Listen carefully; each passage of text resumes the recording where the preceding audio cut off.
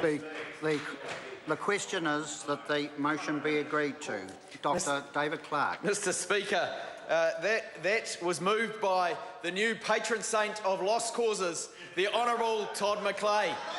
He made an earnest plea to this House to support a bill that will not be ratified, that will not enter into force. It is a bill which his own Prime Minister, his own leader, has pretty much said is dead in the water. And yet, poor old Mr. McClay was sent here to the House today to try and defend the indefensible. And I think there are a number of us around the House who actually felt a little sorry for him. I'm hearing protests. Maybe I've gone too far. But Mr. McClay is over there now defending a bill which his own Prime Minister says has no future. And the real question then becomes, what is the government's plan? What is the government's plan? Because this bill, they have repetitively said, is critical to New Zealand's economic future. I look forward to the research coming out of the Parliamentary Library and elsewhere around the country, the journalists going back and looking to see how many members of that government have said that the passage of this bill is critical to New Zealand's economic future. Because when this bill does not succeed, when this TPPA is not enacted, they are left without a plan. They were asked today, what is their plan? There was no answer. There was no answer. We heard nothing.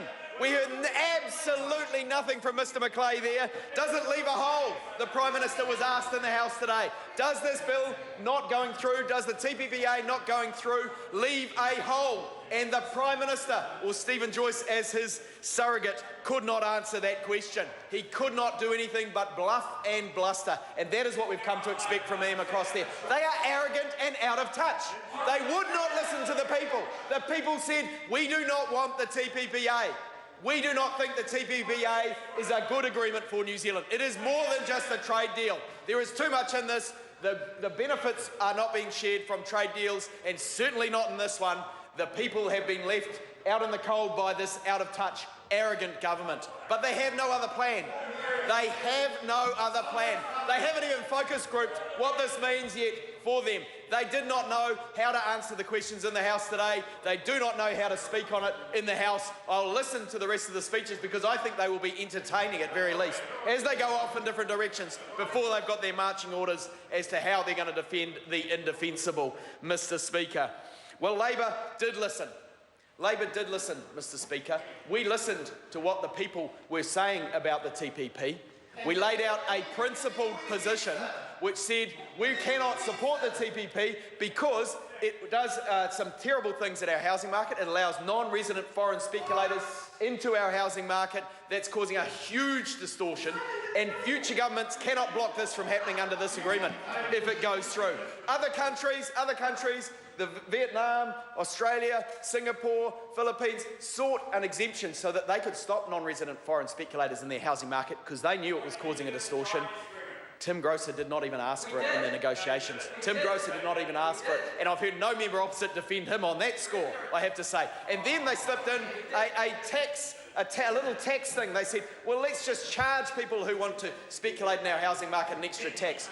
And then, subsequently, Ernst & Young has pointed out that they cannot do that. That would negate our double tax agreements we already have.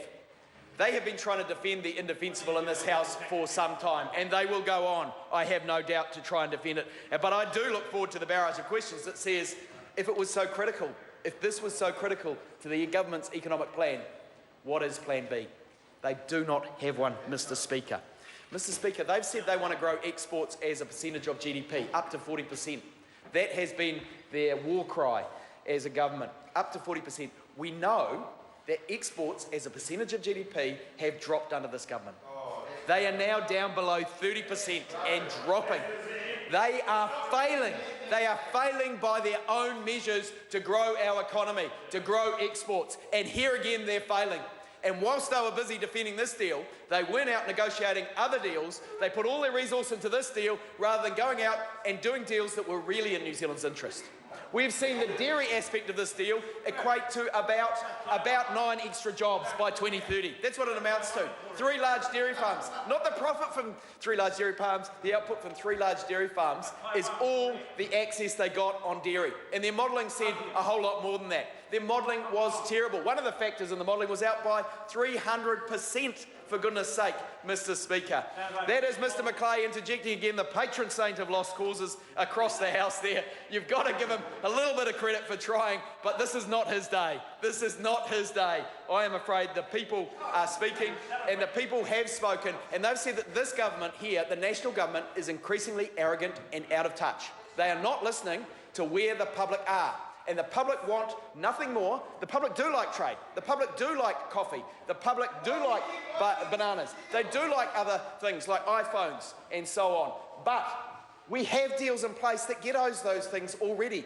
When we sign new deals, they have to bring new benefits to the whole citizenry, not just to the mega rich, not just to the corporate interests that negotiate behind closed doors for a 6,000-page agreement, Mr Macleay.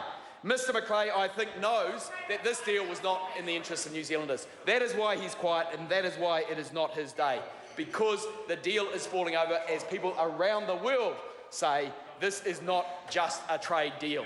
There are too many fish hooks in this deal. It is not good for our country, Mr Speaker. And of course we know it interfered with the Farm Act model. There were going to be increased costs imposed on New Zealand if it succeeded. We know that in fact small businesses were not really in support of the deal, ironically.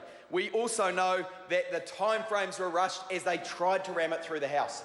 This legislation is going through the House now because they curtailed the examination of the treaty in the first part of the year up to May.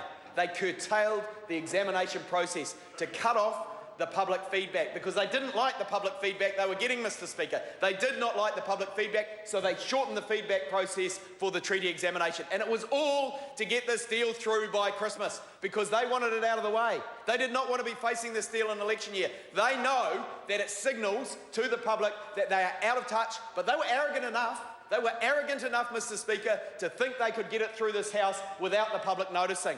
Well, they will notice. They are waking up and saying, today, we can see this bill is not going, this act will not be enacted, that the TPPA will not happen, that the people of the world will not face the fish hooks of this deal because too many of them oppose it around the world. Mr Speaker, the Labour Party has always been the party of free trade. It was the Labour Party that pushed for increased access to Britain with the exports. That first Labour government that built state houses, that made public education affordable, that made free public education, secondary education, that brought in free public health care, that gave New Zealand state housing. That first Labour government pushed for market access, and the Labour Party on this side of the House has supported every single free trade agreement that has gone through because we believe in trade, Mr Speaker, but we do not believe in this kind of deal, which is more than a trade deal.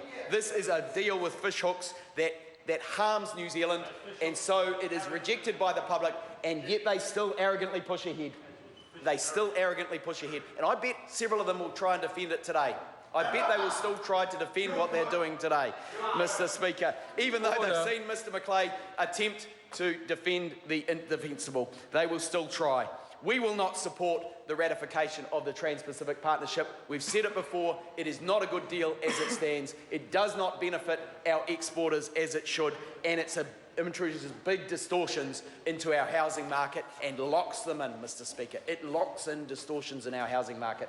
And if we want our exporters to get ahead, we've got to make sure the incentives are right for money to flow to the productive sector so that we grow our complex manufacturing that's been dropping under this government, that we grow our exports as a proportion of GDP that have been dropping under this government, that we put our energies into trade deals that actually bring growth for New Zealand, that mean that we can continue to afford the social services that we all rely on and come to expect as New Zealand citizens in the healthcare sector, in the education sector, the roads and so on, Mr Speaker. We do believe that we need good quality trade deals to afford those social services. In fact, that is what New Zealand is all about, making sure everybody has equal and affordable access to those basic services, Mr. Speaker. They will not be afforded by this deal, which wasn't a good trade deal for New Zealand, and that government still will try to defend it.